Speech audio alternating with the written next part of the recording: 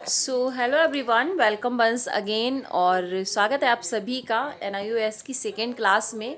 और I hope कि आपने फर्स्ट क्लास देख ली होगी। तो आज जो हमारी है सेकेंड क्लास है और आप लोगों ने काफ़ी कमेंट्स किया था कि मैम इसको कंटिन्यू करिए सीरीज़ को। तो जो NIOS के आपके नोट्स हैं, देखो अगर आप खुद भी पढ़ना चाहो तो आराम से पढ़ सकते हो। मैं कोई ऐसा नहीं है कि मैं पता नहीं कहाँ से ये सारी चीज़ें उठा के ला रही हूँ। तो आप NIOS के नोट्स जो हैं मैंने उनको टेलीग्राम पे भी शेयर कर दिया है। अगर आप खुद से अपने नोट्स बनाना चाहते हो तो बेशक बनाइएगा। और जो लोग नहीं बना सकते हैं या जिन लोगों को लगता है कि उन्हें थोड़ी सी हेल्प चाहिए किसी की, तो उनके लिए ये सेशंस है। तो आप इनको देखिए और इनसे अपने नोट्स जो हैं प्रिपेयर कर सकते हैं। ओके, तो जैसे कि आपको पता है कि हम लोगों ने हमारा जो डिस्पैच वाला था तो उसको हमने पढ़ लिया था। उसके नेक्स्ट जो हमारा आता है, तो आज हम हंटर आयोग से इसको स्टार्ट करेंगे। ओके, और देखो इसके बाद मैं आपको कुछ पॉइंट्स भी बताऊंगी जिससे कि आप बहुत सारी चीज़ों को याद रख सकते हो। जैसे कि देखो, किसी भी आयोग का जो हेड होता है उसके नाम पे ही उस आयोग का नाम होता है। ओके, तो बाई चांस अगर कभी इससे रिलेटेड कोई क्वेश्चन आता है तो आप उसको वहाँ से कर सकते हो। उसके बाद देखेंगे हम हंटर कमीशन को। हंटर कमीशन क्या था? 1882 में रिपन ने हंटर की अध्यक्षता में एक कमीशन गठित किया जिसका एम 1854 के पश्चात शिक्षा के क्षेत्र की गई प्रगति की जांच करना था। देखो, हमने देखा था कि 2020 ईयर्स के बाद जो है चार्टर, जो आपका जो ईस्ट इंडिया कंपनी यहाँ भारत में थी और जो वहाँ से ब्रिटिश संसद जो उस पर मतलब जहाँ से उनका कनेक्शन था, जो शासन कर रहे थे, तो वो हर 20 ईयर्स के बाद क्या करते थे, वहाँ पे चेक करते थे। एक चार्टर एक्ट आता था जिससे कि शिक्षा की क्या प्रगति हुई है उसको वहाँ पे चेक किया जाता था। ओके, तो उसके बाद में क्या हुआ कि जब हमारा 1857 में वुड डिस्पैच आया था, तो उसके बाद भी 1857 की क्रांति हुई थी तुरंत ही। तो वो जो सारी चीज़ें थी वो उतने हद मतलब उतने अच्छे से लागू यहाँ पे नहीं हो पाई थी। तो उसकी जांच करने के लिए फिर क्या आया था, तो 1882 में आया था हंटर कमीशन की, जो 1854 के बाद शिक्षा में सुधार हुआ है नहीं हुआ है, कितनी क्या प्रगति हुई है। तो इन सारी चीज़ों के सुधार के लिए, इन सारी चीज़ों को मतलब देखने के लिए 1882 में, तो आपका हंटर जो शिक्षा आयोग है कब आया था? 1882 में आया था। रिपन ने, जो उस टाइम के मतलब गवर्नर जनरल थे, उन्होंने हंटर की अध्यक्षता में, ओके, यानी कि जो हंटर थे वो इसके अध्यक्ष थे, इसके लिए इसका जो नाम है वो हंटर कमीशन रखा गया। ओके, तो हंटर शिक्षा आयोग कब आया था आपको याद रखना है, 1882 में आया था। इसके अध्यक्ष कौन थे? हंटर थे। और किसके समय में आया था? तो रिपन के समय में आया था। ओके, और इन सारी चीज़ों को मैं को रिलेट करके पढ़ाऊंगी, तो आप लोग श्योर कर लेना कि आप एक के बाद एक वीडियो देखें, क्योंकि अगर आप बीच से देखोगे तो चीज़ें आपको याद नहीं होगी। और जब हम, जैसे हमने जहाँ से स्टार्ट किया था कि शिक्षा की स्टार्टिंग कहाँ से हुई है, फिर उस चीज़ को हम लेके चले हैं, तो उससे आपको काफ़ी चीज़ें सीखने को मिलेगी। जैसे जैसे हम आगे बढ़ते जाएंगे, देखो मोस्ट इंपॉर्टेंट होता है कि सन जो होती है ना, तो वो हमें याद नहीं होती है ना। तो ये प्रॉब्लम होती है हमारे साथ। लेकिन जब हम एकदम सीरीज से चलेंगे, 1 2 इस तरीके से चलते जाएंगे, तो आराम से हमें, क्योंकि हमें पता है कि ज़्यादातर 20 साल बाद या 40 साल बाद इसी तरीके से उनमें तो ऐड करके भी हम चीज़ों को वहाँ पे निकाल सकते हैं। तो जब ये सारा फर्स्ट वाला जो आपका ये ख़त्म हो जाएगा, उसके बाद मैं एक शॉर्ट में इन चीज़ों को सबको शॉर्ट करके और भी हम लोग एक सेशन इस पर रखेंगे। ओके, तो उसके बाद आयोग के जो भी सुझाव थे किसके, हंटर कमीशन के, उसको देखेंगे हम। कॉलेजों में ऐच्छिक पाठ्यक्रम होना चाहिए, यानी कि जो कॉलेज वगैरह थे उनमें क्या होना चाहिए, बच्चों की मतलब इच्छा के अनुसार वो अपनी इच्छा से वहाँ पे पाठ्यक्रम चूज कर सके, तो इसलिए वहाँ पे ऐच्छिक पाठ्यक्रम होना चाहिए। सरकारी प्लस गैर सरकारी मतलब प्राइवेट स्कूलों में सभी में क्या देनी चाहिए, नैतिक शिक्षा दी जानी चाहिए।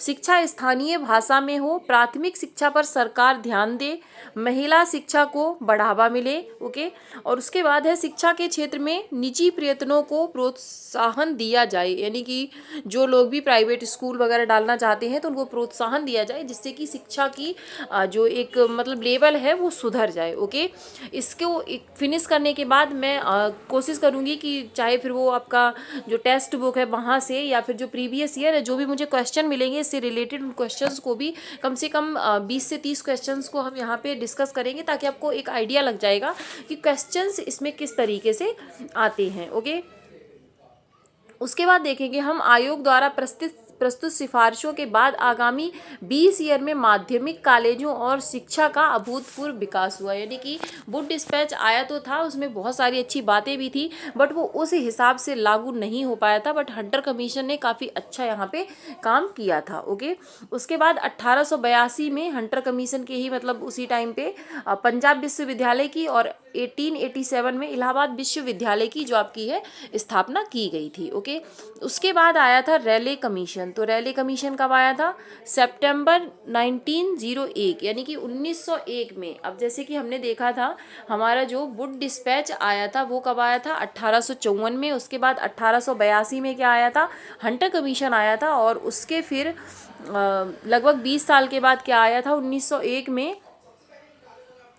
वहाँ पे हमारा आया था रैले कमीशन। ओके, तो जैसे कि आया था सितंबर 1900 में। जो कर्जन थे उस टाइम पे शिमला में एक सम्मेलन बुलाया था जो कि शिमला सम्मेलन के नाम से फेमस हुआ। शिक्षा के सभी क्षेत्रों की समीक्षा करी गई थी। यानी कि जो रैले कमीशन था वो कर्जन ने शिमला में एक सम्मेलन बुलाया था। और रैले कमीशन इसका नाम क्यों रखा गया? क्योंकि सर जो टॉमस रैले थे उन्होंने इसकी अध्यक्षता की थी।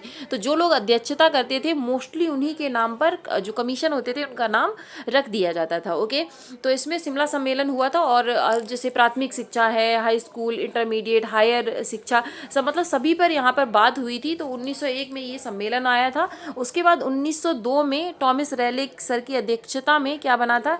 एक विश्वविद्यालय आयोग का गठन किया गया। ओके, और 1904 में रैले आयोग की सिफारिश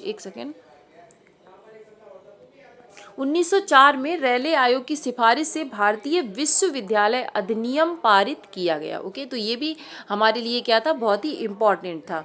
उसके बाद आता है सैडलर आयोग। ये देखो छोटे छोटे आयोग थे और ये सिर्फ इसीलिए आते रहे ताकि मतलब जो शिक्षा में सुधार होता रहे। ओके, तो ये सारे के सारे जितने हम आज ख़त्म कर देंगे इनको, ये सारे के सारे आपके स्वतंत्रता से पहले के थे। और उसके बाद जो आपके इम्पॉर्टेंट जैसे कि आपका एनसीएफ हो गया, आपकी एनईपी हो गई, और भी जैसे कि आपका कोठारी कमीशन हो गया, बहुत ही इंपॉर्टेंट। तो इनसे आपसे बहुत ज़्यादा नहीं पूछा जाएगा, इनसे बस यही पूछा जाएगा इसके अध्यक्ष कौन थे या फिर ये कब आया था। ओके, बट जो स्वतंत्रता के बाद आए हैं उनसे आपसे डीपली चीज़ें वहाँ पे पूछी जाएंगी। तो इसमें सैडलर आयोग का जो गठन हुआ था 1917 में हुआ था। अध्यक्ष जो थे माइकल सैडलर थे। ओके, 1919 में प्रतिवेदन यानी कि इनके सुझाव दिए गए थे। क्या क्या सुझाव दिए थे? 1919 की एक और बहुत ही फेमस घटना है या कुछ भी मान लीजिए उसको, तो आप लोग मुझे कमेंट सेक्शन में इसका आंसर जरूर बताना कि 1919 में एक और घटना है, वो कौन सी घटना है। ओके, उसके बाद है इंटरमीडिएट कक्षाओं को विश्वविद्यालय से अलग कर दिया जाए। इन्होंने क्या कहा था? यानी कि जो हायर एजुकेशन है उसको इंटरमीडिएट से अलग स्कूल उसके कर दिए जाएं। इंटरमीडिएट परीक्षाओं के लिए माध्यमिक आयोग का गठन किया जाए। ओके, उसके बाद स्नातक यानी कि जो आपकी ग्रेजुएशन हो वो 3 ईयर की 3 वर्ष की हो जाए। उसके बाद इन्होंने कहा था कि कलकत्ता विश्वविद्यालय को भारत सरकार के नियंत्रण से मुक्त कर बंगाल सरकार के अधीन कर दिया जाए। ये इनकी एक जो थी विशेष डिमांड थी, कुछ जो कि मोस्ट इंपॉर्टेंट थी। मैंने उन्हीं को नोट डाउन किया है जो जहाँ से आपसे क्वेश्चन बन सकता है। ओके, उसके बाद हम चलेंगे हरटोंग समिति पे। हरटोंग समिति में क्या था? तो ये जो आपकी थी 1929 और धीरे धीरे करके 1947 यानी कि स्वतंत्रता की तरफ बढ़ते जा रहे हैं। तो उसी तरीके से हम इसको एक क्रम में पढ़ेंगे और आपने अगर इसको एक क्रम में पढ़ लिया तो 100% चीज़ें आपको याद होने वाली हैं। ओके, तो 1919 के बाद भारत में कई शिक्षण संस्थाएं स्थापित की गईं जिनके माध्यम से शिक्षित लोगों की संख्या तो बढ़ी पर उसकी जो गुणवत्ता थी वो नहीं बढ़ पाई। यानी कि लोग शिक्षित तो हो गए बट जो एक क्वालिटी एजुकेशन होना चाहिए था वो कहीं ना कहीं पे मिसिंग था। ओके, तो उसमें क्या किया गया? उसके लिए फिलिप हरटोंग की अध्यक्षता में एक आयोग का गठन किया गया जिसे हमने क्या कहा? हरटोंग समिति। ओके, उसके बाद इसके कुछ सुझाव थे, इनको हम देखेंगे यहाँ पे।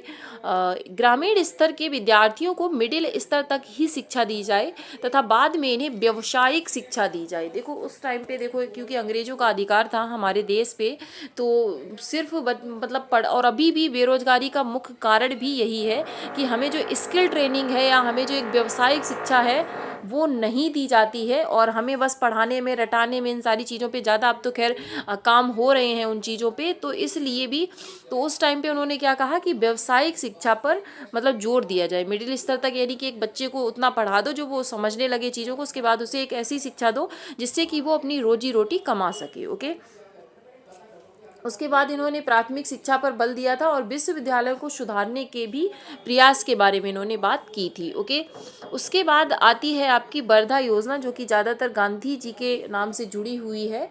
और 1937 में कब आती है? 1937 में भारतीय स्वतंत्रता के प्रणेता यानी कि महात्मा गांधी जी तत्कालीन शिक्षा व्यवस्था से मतलब असंतुष्ट थे, उन्हें अच्छी नहीं लग रही थी। गांधी जी ने इसके विरोध में हरिजन में कई लेख, हरिजन क्या थी? हरिजन थी गांधी जी की पत्रिका। ओके, तो फिर उन्होंने क्या किया, उन्होंने इसके बारे में कई लेख अपनी पत्रिका में लिखे थे। उनके द्वारा 1937 में वर्धा एक अखिल भारतीय शिक्षा सम्मेलन का आयोजन किया गया था, जिसके सुझाव हैं, यानी कि 1937 में उन्होंने वर्धा एक अखिल भारतीय शिक्षा सम्मेलन बुलाया था, जिसके आयोजन किया उन्होंने, और उसमें उन्होंने काफ़ी चीज़ों पर सुझाव दिया था, वो निम्नलिखित हैं। ओके, तो जैसे कि 7 से 14 वर्ष के बालकों के लिए निःशुल्क व अनिवार्य शिक्षा हो, इसकी डिमांड किसने की थी? वर्धा योजना ने। शिक्षा का माध्यम मातृभाषा हो और व्यावसायिक शिक्षा पर जोर दिया जाए। देखो, व्यावसायिक शिक्षा में उन्होंने बताया था कि बच्चों को मतलब जैसे ही वो पढ़ भी रहे हैं, बट साथ साथ में उन्हें कुछ ऐसी चीज़ भी सिखाई जाए जिससे कि मतलब सबका कहीं ना कहीं पर एक उद्देश्य था कि मतलब जो लोग पढ़ चुके हैं वो बेरोजगार ना बैठें और वो अपने मतलब 2 वक्त की रोटी अपने लिए कमा सकें। ओके, उसके बाद हमारी आती है सार्जेंट योजना, और ये आई थी आपकी 1994 में। भारत सरकार के शिक्षा सलाहकार ने शिक्षा की एक महत्वपूर्ण एवं विस्तृत योजना प्रस्तुत की, जिसके सुझाव निम्नलिखित थे। ये मतलब काफ़ी विस्तृत योजना थी और इसमें काफ़ी सारे पॉइंट्स को यहाँ पर कवर किया गया था। ओके, तो 6 से 14 बालकों जो निःशुल्क शिक्षा, इन्होंने भी फिर उसकी बात करी थी जो वर्धा योजना में की गई। उसके बाद इंटरमीडिएट तक की पढ़ाई हाई स्कूल में हो, यानी कि जो हाई स्कूल होते हैं हमारे कॉलेज जो थे उनमें इंटरमीडिएट तक की पढ़ाई हो। स्नातक का स्तर 3 वर्षों का पाठ्यक्रम हो। तो ये लोग काफ़ी मिलती जुलती, क्योंकि देखो जो भी इनमें सुझाव आते थे वो पूर्णतः कंप्लीट नहीं हो पाते थे, इसलिए फिर ये लोग क्या करते थे कि उसमें और भी ज़्यादा सुझाव उसी से रिलेटेड ये लोग देते थे। ओके, तो ये हमारे आज के कुछ क्या थे, आज के आपके ये हरटोंग समिति है, वर्धा आयोग है, सैडलर आयोग है, रैले कमीशन है, तो इन सबको हमने पढ़ा है। और अब हम 1944 पे, तो इसके बाद जो है अब आप नेक्स्ट जो आपकी स्वतंत्रता के बाद जो भी आपकी इम्पॉर्टेंट योजनाएं आई या जो भी आपके आयोग बनाए गए उनके बारे में हम नेक्स्ट क्लास में पढ़ेंगे। तो आई होप आपको क्लास पसंद आई होगी, और अगर आपकी कोई क्वेरी है, कोई सजेशन है, तो आप बेझिझक नीचे कमेंट सेक्शन में लिख दीजिए।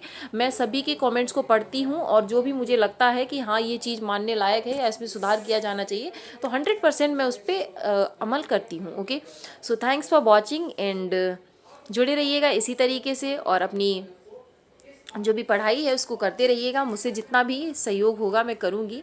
और थैंक्स फॉर वॉचिंग, और अगर वीडियो पसंद आया हो तो वीडियो को लाइक कीजिएगा और अपने फ्रेंड्स के साथ इसको शेयर भी कर सकते हैं आप लोग। और चैनल को सब्सक्राइब नहीं किया है तो ज़रूर कर लीजिए, क्योंकि इस तरीके की इंपॉर्टेंट वीडियोज़ आपको यहाँ पर मिलती रहेंगी। तो मिलती हूँ फिर एक नेक्स्ट वीडियो में, तब तक के लिए bye bye and take care.